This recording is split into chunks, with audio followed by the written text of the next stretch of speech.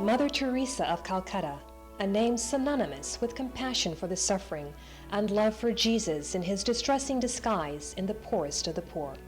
Welcome to a very special presentation, The Many Reflections of Mother Teresa, and her religious congregation which she founded. The priest, the sisters, and the brothers are a reflection of her charism, her charity, and her legacy. I'm Jan Marie Halphen, your host. We're here in Los Angeles, California, at the residence of the Missionaries of Charity, where I have the privilege of interviewing Father Robert Conroy, Superior General, and a Missionary of Charity priest for over 18 years. Thank you, Father Bob, for being here today. It's a privilege. Father Bob, please share with us your vocation story. It's always interesting to hear how our Lord calls a soul, looks at him with predilection, and invites him into his service. Well, I think the Lord has a unique way of working in everyone's life. And my own vocation, I think I could divide in two parts. The first, when I was a very young child, maybe 5 or 6 years old, I had an awareness that the Lord was calling me to be a priest. That somehow a work of grace. I know other people feel perhaps called later in life. For whatever reason, at least at that point in my life, I felt that attraction to the priesthood. And a second part of that call, which really reinforced in my own heart, in my own mind, that the Lord was calling me to do his work. At that time, my father was doing some training in the military, and we were living on the border of El Paso and Ciudad Juarez, Mexico. And my father, in preparation for leaving the military, was looking at housing in the suburban area of El Paso. And at one point we were driving along the highway, and suburban America was on the left side, as I remember it, and on the right side was the Rio Grande and the outlying areas of Ciudad Juarez. And for me as a child, 8 years old, looking at those two contrasts, on the left side, suburban America, all the luxuries and conveniences that we take for granted. And then on the right side, at a distance of about 50 yards maybe, was the muddy Rio Grande River, and then a bunch of little cardboard houses. And in my mind, I was trying to understand, how is it possible that 50 yards makes such a big difference in a person's life? 50 yards north of a line, I have all the access to medical services and schools and convenience stores and a very comfortable life. 50 yards south of a line, I have a very different life. And for a child, I was trying to understand or reconcile that contrast that was there, which somehow was very much connected to my own desire already to be a priest. And I felt it was the Lord underlining in my own life the need for missionaries and service in the areas of the country that are of the world that are developing or in need of missionaries. What drew you into the Missionaries of Charity community? The Missionaries of Charity were present in my life from around the time I was in like 8th grade. I remember the movie that was done, Something Beautiful for God by Malcolm Muggeridge, and when I saw that, I felt something touched my own heart in regard with Mother Teresa. And after that time, I was always very much fascinated by her life. I followed her different movements, the progression of her community. I read different books about her. But I didn't really understand how my own vocational journey was going to weave itself into the Missionaries of Charity. I continued studying for the priesthood after high school because I knew that the Lord wanted me to be a priest, but I didn't understand the aspect of religious life, and certainly really no awareness of how the Missionaries of Charity were going to play in that. At one point in 1983, when I finished college, my bishop sent me to Rome to do theology. And while I was there, I met for the first time the Missionaries of Charity.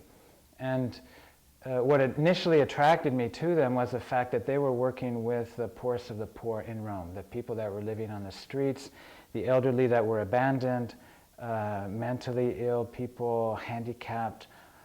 And that for me was something very powerful in my own heart, the desire to serve the poor.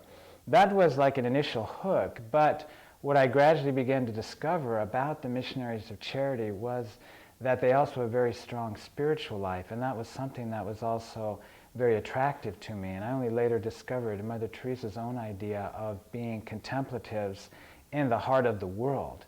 In other words, that prayer is the foundation for everything else. So for me, what initially was attractive about the Missionaries of Charity, that is, their service to those who are neediest, led me to a deeper level of conversion, we'll say, in discovering the beauty of their own spiritual life. And so I began to discern my own vocation more deeply and more profoundly, wondering if I too was called to the Missionaries of Charity. And as I approached my ordination to the diaconate, before going through with that, I asked the Archbishop of Kansas City if I could take a break in order to live full-time with the Missionaries of Charity priest who had begun in 1984 in the Bronx.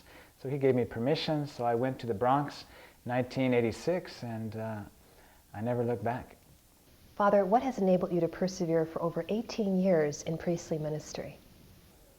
Well, I think it's partly the simplicity of the life of the Missionaries of Charity that Mother Teresa herself lived for so many years, that daily fidelity to prayer and work, a little bit like St. Benedict's Ora et Labora, prayer and work together. It's not only the work, but it's the work rooted in and always nurtured by the prayer. So for me, thankfully, these past years have been a time of growing in my own faith, my own proximity to Jesus suffering in the poorest of the poor, but always nurtured by that strong faith tradition of the Missionaries of Charity.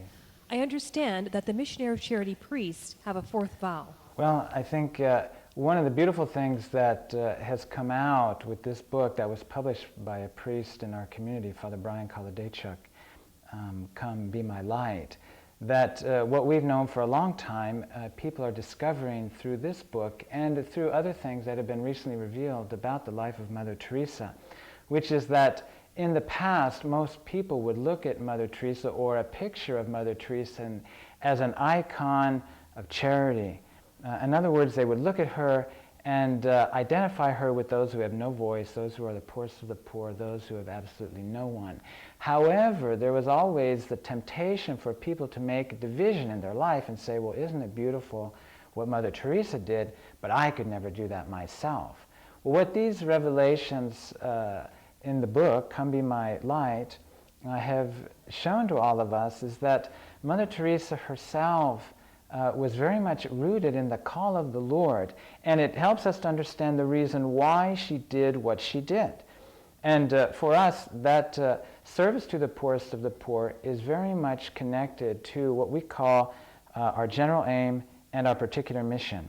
And our general aim, as all missionaries of charities, priests, sisters, brothers professed, is the same: to satiate the thirst of Jesus for love and souls by profession of the evangelical counsels of chastity, poverty, and obedience. In other words, that the evangelical counsels provide a means for us to seek greater holiness. Chastity for the sake of the kingdom. Now, the way in which we live chastity is not necessarily going to be the way in which everyone in the world is going to live it. We are called to a stricter identification with Jesus, who was chaste himself, who did not marry. And also Jesus, who was poor, who had nowhere to lay his head. And Jesus, who was obedient. It was the food of Jesus to be obedient to his Father, to the mission that had been given to him. Now, that's one part of our own life as missionaries of charity. The second aspect, which we call the particular mission, is also sometimes termed our fourth vow, which is wholehearted and free service to the poorest of the poor. These things work together. Most of the time when people think of the Missionaries of Charity or Mother Teresa, they think of that particular mission. The sisters walking through the slums of Calcutta, or the brothers serving the lepers, or our community, the priest of Mother Teresa, serving or celebrating Mass, let's say, in a very poor and remote area. That part is the fruit of our own experience of the intimacy of Jesus in our own heart. and that deeper call to personal holiness, then which shows us, which reveals the fruit by our service. So it's not first service, it's first intimacy with Jesus. And Jesus then sends us out in search of those who are lost and abandoned and needy. So the evangelical counsels provide for us that great means of intimacy with Jesus and as a foundation to go out in service to the poorest of the poor. Did you have the privilege of meeting Mother Teresa? Yes, there were a number of occasions that I had to meet her, to speak to her. From 1983 to 1986, when I was a student in Rome, she used to pass through there frequently on trips to the United States, to Africa, to Middle Eastern Europe. So there were many opportunities to meet her at that point. Then also, once I entered into the Missionaries of Charity, there were numerous occasions. Then I was working in our community in Rome from 1992 to 1996, and then there were many other opportunities then during that time to meet with her. What impressed you most about being in her presence?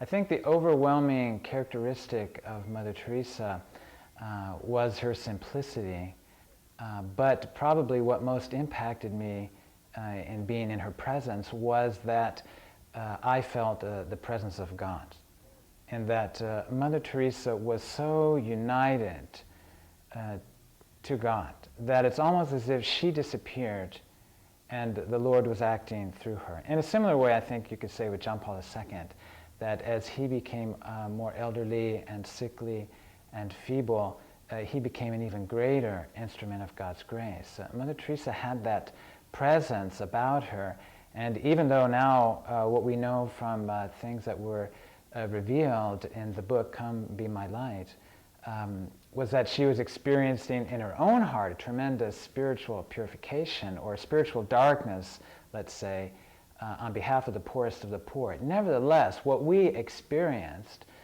those who were in her presence, was the face of God. And that was irrefutable, that where she was, God was present. Father Bob, what are the qualifications to be a missionary of charity priest? Well, I think it's important to remember for us as missionaries of charity priests, when someone's considering a vocation to our institute, there's several different elements that he needs to consider. One would be that call to the priesthood, to serve the church as a priest. That's fundamental. Also, because we are religious, we live in a religious community, then that also is another important element. And thirdly, we're missionaries, so that we are priests, missionaries of charity, religious, serving in sometimes very difficult places. So those three aspects are important. But I would say initially the person will feel an awakening in his own heart, and that will be an indication, or let's say an attraction to Mother Teresa, to our way of life. And that would be the means by which God calls the person. And then the particular elements that they would need to sustain their life as a missionary of charity will take time and discernment. But the most minimal criterion we ask is graduation from high school and that basic desire for priesthood and religious life. Father, is there anything you'd like to say to a young man who may be watching and discerning becoming a priest? I think it's important for any young man discerning his vocation to look deeply into his own heart and realize that God has given each one of us a mission. And it's our obligation to discover what that mission is in the world. And in order to discover that mission, we have to find out what God's will is for me. Now, one of the great things that we believe in our faith is that God doesn't want to hide his will from me. But I might have to go on a journey in order to discover it. And so step by step, as I seek counsel, as I pray, as I do my spiritual reading, adoration of the Blessed Sacrament, all these great helps in the tradition of our church, which will help to bring forth maybe more clearly and more precisely what it is exactly that the Lord is asking me to do, then I would ask you to also place before him the work of the Missionaries of Charity and our life of prayer, that you consider seriously following Blessed Teresa of Calcutta into the slums in order to serve Jesus in his distressing disguise, because we believe that through her beatification and eventual canonization, God willing, that God has raised her up in the church, this very simple, humble, beautiful soul, in order to be a great channel of his mercy and his thirsting love in the world of today. And that means that he's asking many great witnesses, young men, young women in religious vocations, to follow her. And so I just ask that you look into your own heart and seek with generosity and faith what it is that the Lord is asking you to do. What is that mission that he has implanted in your own heart, which you have to fulfill? Father, I'm sure many people would like to know, how is the cause of canonization progressing for Mother Teresa? The cause of canonization is progressing very well, in the sense that the beatification of Mother Teresa was, in a certain sense, a finalizing of the study of the merits of her life, of heroic virtue, of all of those kinds of things that were necessary for her beatification. Basically, for her canonization, we're waiting for one certified miracle. And so I would ask anyone out there who's listening or watching to really pray through the intercession of Blessed Teresa of Calcutta for healing, for her intercession. Because with that miracle, then the process of her canonization will proceed very rapidly. What was the miracle that resulted in her beatification?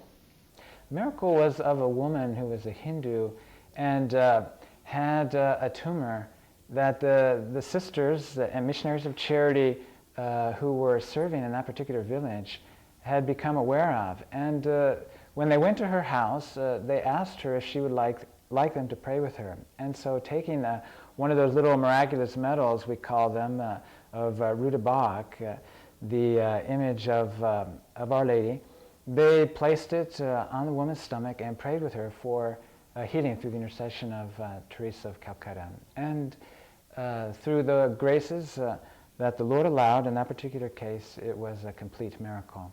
Mother had a very special devotion to Our Lady of the Miraculous Medal. Where did that come from? Mother Teresa, I think it was always present in the sense that Mother Teresa from childhood was always very much devoted to our Blessed Mother. We can see from the time in which she was a young girl, in which the Jesuits in her parish began fostering devotion to our Blessed Mother through the sodality of the Children of Mary.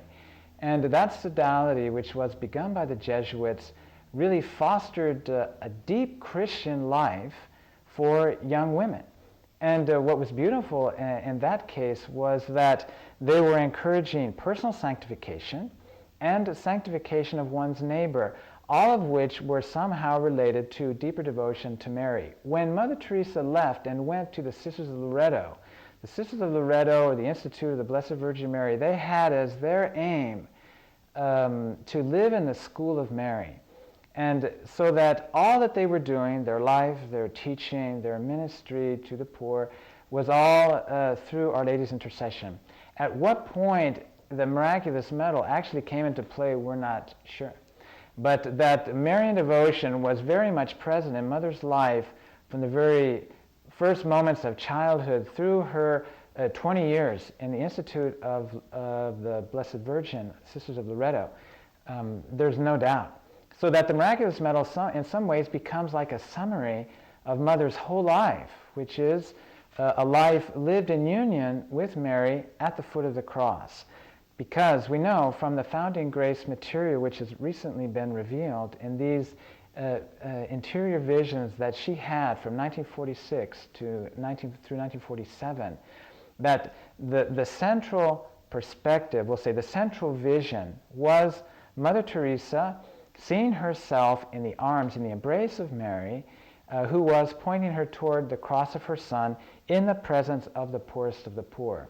Our Blessed Mother had asked her to teach the poor to say the Rosary, and that somehow our charism as Missionaries of Charity is an extension of Mary's mission, which is perfectly united, completely united to the mission of her Son in the world of today. I understand that Mother Teresa threw a miraculous medal in the Vatican when she desired to have a house there. Well, she threw miraculous medals in a lot of places. It was her way, in her own simplicity, of asking our Blessed Mother to intercede on many occasions for property or for difficult cases, for people who were suffering very grave illnesses, that she would use the miraculous medal as a means of somehow concretely putting in that person's hands this identification with Our Lady. Because for Mother Teresa, Blessed Teresa of Calcutta, it's impossible to separate her from Mary. Mother Teresa and our Blessed Mother are one. In the same way, the Missionaries of Charity are all born together in the same moment, in what we call the founding graces from 1946 through 1947. In that moment in which God inspired Mother Teresa to begin the Missionaries of Charity, we believe that in the seed form, all the different branches of this very large tree are present there. The first branch, the main branch, would be the active sisters. The flowing later in the 1960s, early 1960s, were the active brothers. Later came contemplative sisters, then contemplative brothers, and we're the last child of Mother's old age in 1984, the Missionaries of Charity priest. We believe that that charism continues in that there's a great, let's say, possibility for further evangelization with our charism through thousands of lay people. The Lay Missionaries of Charity, which was established during her lifetime, and our own movement, which we began in 2006, called I Thirst Movement for lay people. Please share with us about the I Thirst movement. Well, for us, the idea being, let's say, when you look at the beatification of Mother Teresa, which took place in 2003, one of the things that was very striking to us as an institute was the presence of so many faithful lay men and women who shared with us how Mother Teresa had impacted their own life. And I guess it was at that moment, at least for me, in a very powerful way, I became very conscious of how the charism that Mother Teresa channeled into the world is not only for those branches which she founded, we call the official MC branches, but it's a charism, if you will, for the entire world. God raised her up at this point in history for a reason. And that charism now has become very much present in the world of today. In 2006, basically answering the request of many laymen and women who had asked us for many years to begin something that would be closely in association with us as Missionaries of Charity, we began the I Thirst movement. And the idea being that the essential elements of the charism of the Missionaries of Charity can be used as a tool of evangelization. Because what Mother Teresa received wasn't just for her to become holy, or her sisters, or her brothers, but it's a new way of spirituality in the church, if you will. And the beauty is that all of us, wherever we are, in Calcutta, in Rome, in Los Angeles, in Mexico City, we can live that same spirituality adapted to our own way of life, and we can also evangelize with it, because what we discovered is that when people have a very deep experience of this charism, it does something to their own interior life, and they want to share that experience with others. So that this movement's intention is to allow people to have a very profound experience of the charism, the same charism that we live out every day, and then to put that into practice in their own way, wherever they may be. So that the first step is essentially what we call an I Thirst retreat, which is where a layman or a laywoman has a very powerful experience over the course of several days of our charism. They go back home, they begin living that out in a small community, and after a year, after some discernment, if they desire, they can enter formally into the movement in which they begin to live in what we call the School of Mary. And this can endure for several years as they deepen the spirituality of the Missionaries of Charity, their own life of prayer, and their own outreach to the poor. Those who feel called after a certain amount of time and discernment can also make the final step, which we call the oblation, to satiate the thirst of Jesus. In other words, that for the rest of my life, I want to give over all of my actions, all of my thoughts, everything that I'm doing to satiate the thirst of Jesus, which is basically what Mother Teresa lived and what each one of us desires to live as a missionary of charity. In fact, in 1942, Mother Teresa had made a vow before she was a missionary of charity to never refuse Jesus. In other words, it was, from my point of view, her desire to always discern carefully what God was asking of her, and when she saw that it was God's will, she would never say no. Never say no. And that's basically the desire that each one of us ought to have. When we see what God's will is, we always want to say yes. We always want to do His will, because that's what's going to bring greater glory in the kingdom. But we also know we need help, and for laymen and women in the world, it's helpful to have a spirituality and to know that others are also living this same way of life and trying to sanctify their families and sanctify their work. And so now the Missionaries of Charity and this spirituality offers a means for them to help sanctify the world from within. That sounds very much like the oblation prayer of Saint Therese. Did Mother Teresa get that idea from her, being that she took the name Teresa in religious life? Well, there's a beautiful spiritual parallel between Mother Teresa and Saint Therese of Lisieux. One of the beautiful aspects is that, for instance, Hans Urs von Balthasar mentions that when we compare the saints, we don't want to look at them in terms of competition, but we want to compare spiritual things with spiritual things. In other words, how the Holy Spirit is working in the life of each of the saints in order to learn more about God Himself. In the life of Saint Therese, in the life of Mother Teresa, there's more than just the coincidence of names, but we also believe providentially that there's also a union of missions. And so that the more, what we believe, the more I study about Therese, the more I learn about Blessed Teresa of Calcutta. And the more I study the life of Blessed Teresa of Calcutta, the more I can learn about Saint Therese. An interesting side note there is that when Pope John Paul proclaimed Saint Therese as a doctor of the Church, that he used the very language that Mother Teresa herself uses. And the message that he had released before it was known whether or not she was going to be a doctor of the Church, used this idea of satiating the thirst of Jesus, raising up a contemplative saint on World Mission Sunday, and then proclaiming her a doctor of the Church on World Mission Sunday, so that Mother Teresa's greatest desire was to be contemplative in the heart of the world. And Therese was a contemplative, but we know that she had a very active heart. And her heart encompassed the whole world. As she said, she had the heart of a missionary, of a warrior, of a priest, of an apostle. And Therese and Mother lived out that same desire to become one. Now, Therese in her early life had had an experience of an infusion of charity, what they call the Christmas grace.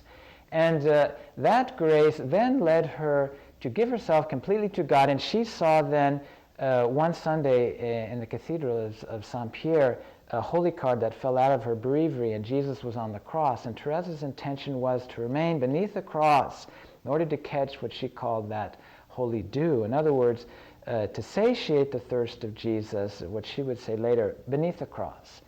So that the infusion of charity, then seen in the context of satiating the thirst of Jesus on the cross, which she then put into practice with that criminal Pranzini. She prayed for his conversion, and she considered him her first child, when there seemed to be that conversion right at the last moment before he was killed. No, he kissed the crucifix that was offered to him and tried to embrace the chaplain. In the same way, we look at Mother Teresa and we see that oblation being lived out in a very similar way, that infusion of charity, also then connected very much to the thirst of Jesus on the cross. That's why in every Missionary of Charity chapel around the world, Mother Teresa had those words, John 19:28, placed there, I thirst. And so we see that thirst of Jesus then sending us forth to find Jesus thirsting in the poorest of the poor. So Mother Teresa and Blessed and Saint Therese of Lisieux are very much connected in that mission, that oblation. We know that Mother Teresa lived out a particular spirit in her daily life of service to the poorest of the poor. What is that spirit for Missionaries of Charity? Well, we believe that the Spirit is the very breath of all that we do. The Spirit we call the spirit of our society. And it's something that it seems Mother Teresa came to a gradual recognition of over time. There were, in the founding graces from 1946 to 1947, you can reduce that to one day, September 10th, 1946, and we believe she received the content of revelation. We call it Inspiration Day. And in the years that came afterwards, Mother Teresa herself, at least for the next 2 years, continued to receive interior illuminations from our Lord and our Blessed Mother. After 1947, when she left and went into the slums in 1948, she continued to discern the graces that she had received. And one of the things as time passed that she came to be more and more clear on was what we call the spirit of our society: loving trust, total surrender, and cheerfulness. And for us, it's a formula that is building one element upon the other. So that loving trust, which comes first, is basically my experience of the love of God. That is, that I experience the love of God so profoundly in my own heart, in my own life, that I can trust Him completely. Not just trust Him, but trust Him lovingly.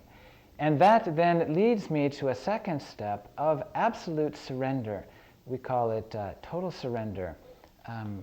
In other words, I give all that I have, all that I am, each and every day to our Lord. And those two things, loving trust and total surrender, always produce the fruit of joy or cheerfulness, which is one aspect of joy. And that's why Mother Teresa, interestingly enough, in the first rules of 1947 that she wrote out for the Archbishop of Calcutta, she put under the section on obedience this idea that our obedience must be cheerful, it must be joyful. And so upon further reflection, at least for us who have come many years after those particular founding graces, what seems to be important is that Mother Teresa sees that obedience is very much united to cheerfulness, to joy, because it's the fruit of living out trust and surrender. In other words, all that we do has to be done in cheerfulness. And for her, it was a discernment point in a vocation. If a young man or a young woman is not able to be cheerful, is not able to bring joy to the poor or to his community, then she would say they have no vocation. Better they go home. Because we have to have that joy when we go to the poorest of the poor. And that joy will be the sign that I'm living that trust and surrender completely. If I'm not able to live my life completely surrendered to Jesus on the cross, I'm not trusting in that love of God in my own heart, then there's no way I can be an effective means of communicating the love of God and that joy to the poorest of the poor. Father Bob, please share with us, what is a typical day like in the life of a missionary of charity priest? Well, our day normally begins for us around 5:30. 5:30 is the formal time in which we come together. We have 1 hour of adoration in the morning, all of the priests in our communities. We finish that holy hour with benediction, and then normally we'll have a Mass together in community if we don't have other Masses to be celebrated with our lay people or sisters or other religious. After Mass in the morning, usually we have breakfast, and then we go about our own house duties or cleaning. We take care of our own laundering and those kind of things.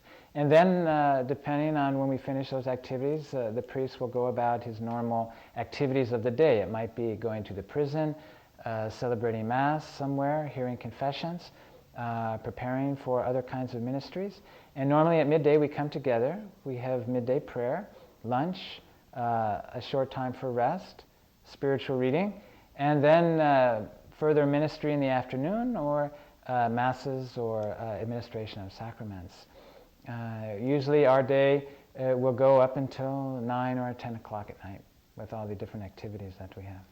Father, what have you seen in your over 18 years of ministry that has been a delightful surprise of how God works in your community?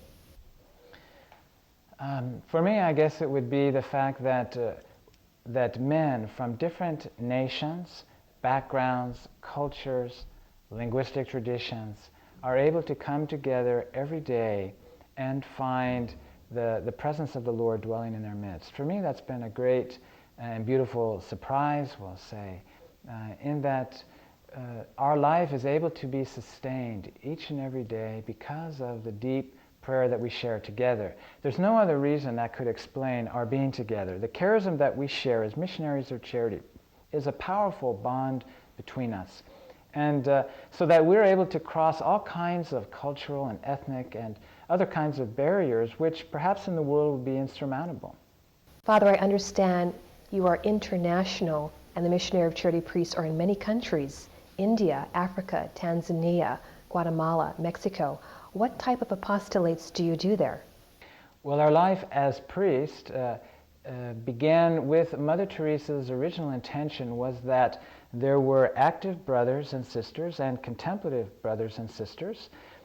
She felt in order to complete the work of the brothers and the sisters that it was necessary to found a priestly congregation. And initially her idea was for us to complete the work of the active sisters and the brothers by our priestly ministry. And that would be, for instance, hearing confessions or baptizing the poor that our sisters or brothers had prepared in their catechism programs. But also then, over time, it also has expanded to include other things so that we would actually see our life in terms of three things as priests. One would be our priestly service to the poorest of the poor. That includes material and spiritual poverty. So as priests, we normally try and look for those places where there is no ecclesial presence, where the church is not present. And that it would also combine material poverty, that is, with people who are really materially in need. So that priestly service to those who are really the poorest of the poor, that is, who have no one else, who fall through the cracks of any kind of organized programs and structures and things of that nature. We also see it as a very important part of our own vocation to serve the other branches of our society. We can do that through serving the poor that are attended by our sisters and our brothers, but we can also do it in ways of, for instance, giving seminars or retreats, that is a spiritual attention to the other branches of our society. And finally, a third dimension, which may be unique to our own branch as priest, is service to the world.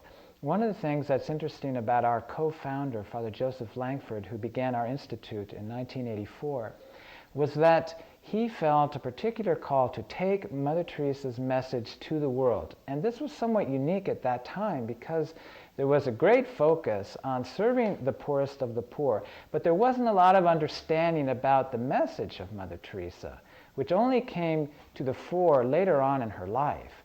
But we've, from the very beginning of our institute, have seen that as a very special responsibility. That is, to take the message, the charism, the beauty of the life of Mother Teresa to the world. In our different communities, it depends on the place where we are according to the way in which we're going to serve the needs of the poorest of the poor.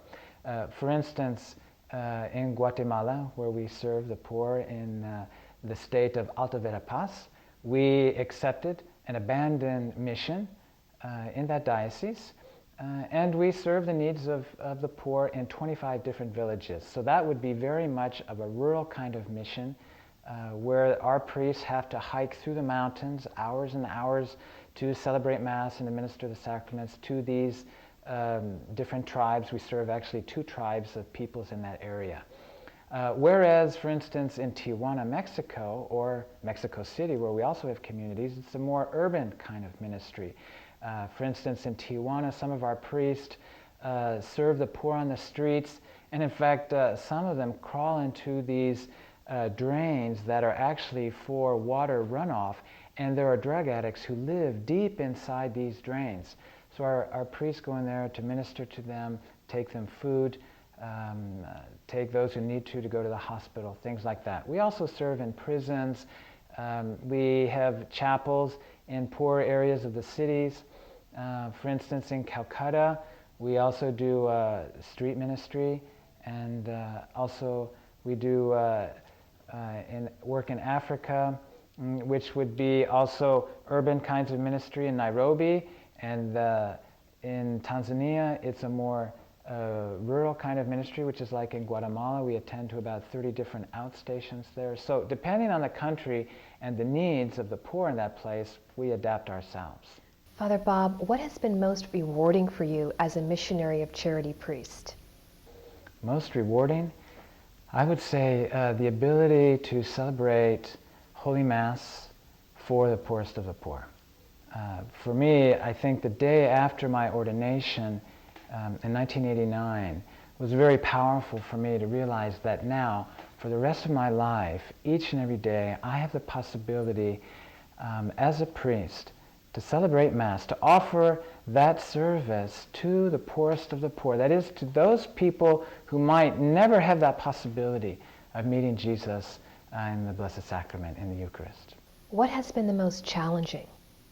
I think the most challenging experience I had was when I lived in our community in Guatemala for several years. It was challenging on all different kinds of levels. I think one of the first things that struck me was the physical stamina that we needed to work in that area. Hiking every day 3, 4, 5 hours through the mountains to these remote village areas in order to celebrate Mass and hear confessions of these native peoples. In that place we served 2 different ethnic groups, Pocomchies and Icchies. And I guess that brings up another challenge there in that place, which was learning the local languages in order to be. Next question. Yeah. What we did in that case was divide ourselves according to the ethnic groups, and I served the Pocomchies, which is there are about 200,000 Pocomchies in the world, and there's a high concentration in the state which we were serving, Alta Verapaz in Guatemala. So there was that physical challenge of hiking. There was that linguistic challenge of being able to speak in their language, and also there was that cultural challenge of immersing myself into their culture in order to be able to preach to them using their reference points. For instance, there was a comment made by the people when I first arrived in that village, and they said, that foreigner came from very far away. And they said, oh, how far did he come? They said, well, he came from the other side of the river. You know, for them, the other side of the river was considered a long distance, which was maybe like a half mile away or something. So their world was comprised of the sun, the mountains, which border their particular community, and the river. And so to learn those cultural reference points, the spiritual level was also another challenge, because that village, because that church had been abandoned for a number of years, was very much divided among different kinds of religious groups. And in addition to that, we also had the native tribal religions, which were also still very much a powerful influence. So to try and preach to them the gospel, respecting their culture, their language, their traditions, but at the same time, the power of the gospel, wanting to be preached there was a great challenge for us. How long did it take you to learn the dialect? Well, I was there for 2 years. I could speak in a somewhat primitive way when I left, but I think that's a challenge that for missionaries takes many years, because it's not only speaking the language, it's learning how they think, learning what's in their own heart. And so I think for any missionary in that particular area, there has to be a desire to remain settled and to live with that people, to learn their ways in order to really become, that's the traditional way of missionaries, is really enculturating or acculturating deeply into the local culture. And that takes many years of time. Lord, you told us to ask you to send laborers into your vineyard. In Luke chapter 10, verse 2, you said, "The harvest is plentiful, but the laborers are few. Pray therefore the Lord of the harvest to send out laborers into his vineyard." And Father Bob, you have a prayer that you would like to share with us? Yes. The prayer I want to share is one which we wrote for adoration, because we believe that adoration of the Blessed Sacrament is very much essential for vocations in the Church of today. And this prayer we wrote for the men and women who gather with us for adoration around the world for the sake of vocations. Dear Jesus, present in the Blessed Sacrament, I adore you. May the living waters of your Spirit bring forth many new vocations for service in the Church. Holy priest, zealous men and women in consecrated life. Bless each and every family with an openness to the gift of your call, to total dedication to you, so that many young people will come forth to satiate your thirst for love, by giving themselves completely to you. Mary, our Mother, draw us closer to Jesus so that we may generously serve him now and forever. Blessed Teresa of Calcutta, pray for us and for more holy vocations in the Church. Amen. Amen.